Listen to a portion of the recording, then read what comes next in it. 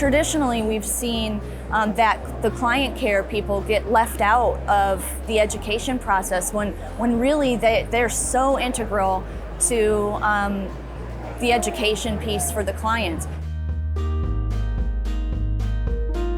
Maybe a client may come out of the exam room that has just received a treatment plan from the technician, and it's quite an expensive procedure because maybe the disease is advanced. And that client comes up to the front and expresses their concerns. Oh my gosh, it sounds like my pet needs 20 teeth removed, and they get very concerned about that. And if the receptionist doesn't know that there's 22 more teeth in the patient's mouth, then they might say, oh gosh, yeah, that sounds really bad, and yeah, that's really expensive, and really just kind of instill more concern and fear in the client's mind.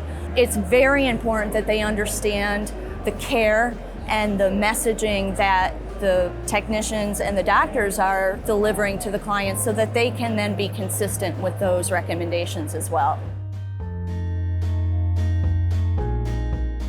Home care is a huge piece of preventing periodontal disease or treating periodontal disease, and it's a great opportunity for technicians to educate the clients on the different options that they have and figure out what's going to work best for that client. Also, they're there to provide the care for the patient as well and be the advocate for the patient. So it's very important that they understand the different stages and what happens and how to treat. They also do, in the clinical aspect, if they're credentialed and qualified, they can anesthetize the patient, intubate. They should be doing the scaling, polishing. They should be charting each tooth of the patient's mouth, and they should be doing full mouth x-rays. And then once they complete those tasks, they can hand those things over to the veterinarian for them to interpret and come up with a treatment based on what they found. Doctors are not good with discussing money, and so the veterinary technicians are the ideal teammate to go over those treatment plans because they know clinically what's needed and they can really help answer any questions that the clients may have. The clients should always see somebody, talk to somebody when they're picking up their pet from a dentistry procedure, and the technician is a great person to handle that dismissal of that pet and help answer any questions that the clients may have, and also get them lined up to come back in for their recheck appointment in 2 weeks.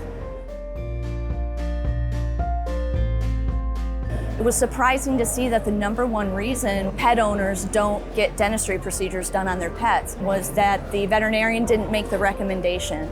And that hurts as a veterinary professional. You have to kind of look at that and say, ooh, that's true. And so I think what's really important for veterinarians to not forget to do is incorporate an oral exam as a part of every physical exam, stage the patient, and make the recommendation. Make the recommendation at the earlier stages where it's preventable and the client can affordably maintain the status of their patient's oral cavity. So I think it's very important that they make the recommendation, number one, and that they get training. It's not a one wet lab event and they're going to be great at oral surgery. Oral surgery is difficult. It takes a lot of time and patience and knowledge, and so they need to continuously go back and get additional training so that they can continue to provide the most up-to-date care. And they need to support their staff. They need to allow their teammates, their technicians and their receptionists to